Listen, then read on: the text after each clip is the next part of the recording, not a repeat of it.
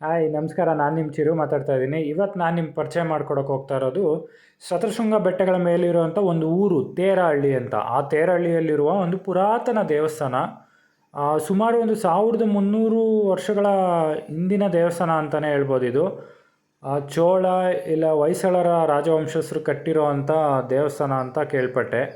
ಆದರೆ ಆ ದೇವಸ್ಥಾನದ ಈಗಿನ ಪರಿಸ್ಥಿತಿ ನೋಡಿ ತುಂಬಾ ಮನಸ್ಸಿಗೆ ನೋವಾಯಿತು, ಬೇಜಾರಾಯಿತು. ಆ ದೇವಸ್ಥಾನನ ಯಾವುದೇ ರೀತಿ ಈಗ ಮೇಂಟೈನ್ ಮಾಡಿಲ್ಲ. ಎಲ್ಲ ಗೋಪುರ ಎಲ್ಲ ಸುಮಾರು ಹಾಳಾಗಿದೆ. ಒಳ್ಳೆ ಕೆತ್ತನೆಗಳು, ಕಲೆ ಎಲ್ಲ ಇರೋವಂಥ ಜಾಗ ಯಾಕೆ ಈ ಥರ ಆಯಿತು ಅಂತೂ ಗೊತ್ತಿಲ್ಲ. ಅಷ್ಟು ಪುರಾತನ ದೇವಸ್ಥಾನ ಮತ್ತು ಇದು ಕೋಲಾರ ಸಿಟಿಯಿಂದ ತುಂಬ ಹತ್ತಿರ ಇರೋವಂಥದ್ದು.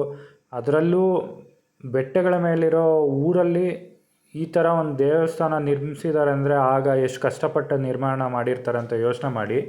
ಆಗ ಯಾವುದೇ ರೋಡ್ ಇಲ್ಲ, ಏನಿಲ್ಲ, ಹಂಗೆ ಹತ್ತಿ ಬಂದು ಇಷ್ಟೆಲ್ಲ ಮಾಡ್ತಿದ್ರು ಅಂತಂದರೆ. ಬಟ್ ಈಗಿನವರು ಯಾರಾದರೂ ನಮ್ಮ ಸರ್ಕಾರ ಏನಾದರೂ ಇದ್ರ ಬಗ್ಗೆ ಯೋಚನೆ ಮಾಡಿ ಸ್ವಲ್ಪ ಮೇಂಟೈನ್ ಮಾಡಿದ್ರೆ ಒಂದು ಒಳ್ಳೆ ಟೂರಿಸ್ಟ್ ಪ್ಲೇಸ್ ಆಗೇ ಮಾಡ್ಬೋದು. ಈಗ ಆಲ್ರೆಡಿ ಒಂದು 50% ಎಲ್ಲ ಹಾಳಾಗ್ಬಿಟ್ಟಿದೆ. ಇನ್ನೂ ಬಿಟ್ಟರೆ ನಮ್ಮ ಮುಂದಿನ ಪೀಳಿಗೆಗಂತೂ ದೇವಸ್ಥಾನ ಇರುತ್ತೋ ಇಲ್ವೋ ಗೊತ್ತಿಲ್ಲ.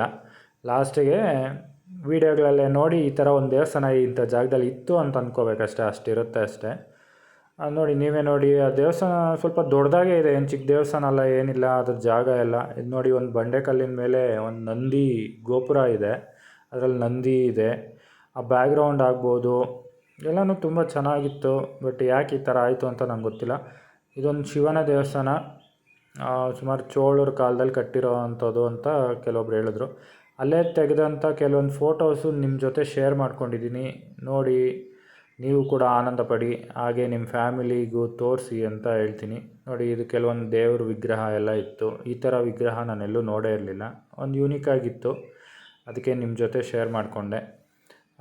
ಈ ಮಂಟಪ ಆಗ್ಬೋದು, ಕೆಲವೊಂದೆಲ್ಲ ತುಂಬ ಚೆನ್ನಾಗಿತ್ತು. ಹಂಗೆ ನೋಡ್ತಾ ನೋಡ್ತಾ ಸಂಜೆ ಹಾಗೆ ಹೋಯ್ತು. ನಾವು ಇನ್ನೇನು ಮನೆ ಕಡೆ ಹೊರಡೋಣಪ್ಪ ಅಂತ ಹೇಳ್ಬಿಟ್ಟು ಅಲ್ಲಿಂದ ನಾವು ಹೊರಟ್ವಿ. ಅಲ್ಲಿಂದ ಹೊರಡೋ ದಾರಿ ಯಾವ ಥರ ಇರುತ್ತೆ ಅಂತ ನಮ್ಮ ವ್ಯೂವರ್ಸ್ಗೆಲ್ಲ ತೋರಿಸೋಣ ಅಂತ ಒಂದು ವೀಡಿಯೋನೂ ಮಾಡ್ಕೊಂಡ್ವಿ. ನೋಡಿ, ನೀವು ಕೂಡ ಖುಷಿ ಪಡಿ, ಎಂಜಾಯ್ ಮಾಡಿ. ಹಾಗೆ ನನ್ನ ವೀಡಿಯೋ ನಿಮ್ಗೆ ಇಷ್ಟ ಆಗಿದ್ರೆ ಲೈಕ್ ಮಾಡಿ, ಇನ್ನೂ ನಿಮ್ಮ ಸಪೋರ್ಟ್ ಹಿಂಗೆ ಇರಲಿ ಅಂತ ಕೇಳ್ತಾ, ವೀಡಿಯೋನ ಎಲ್ಲರೂ ನಿಮ್ಮ ಫ್ಯಾಮಿಲಿ ಫ್ರೆಂಡ್ಸ್ ಜೊತೆ ಶೇರ್ ಮಾಡ್ಕೊಳ್ಳಿ. ಮುಂದೆ ಬರೋ ವ್ಯೂನ ನೋಡಿ ಎಂಜಾಯ್ ಮಾಡಿ ಅಂತ ಈ ವಿಡಿಯೋ ನಾನು ಮುಗಿಸ್ತಾ ಇದ್ದೀನಿ. ಎಂಜಾಯ್, ಬಾಯ್ ಬಾಯ್.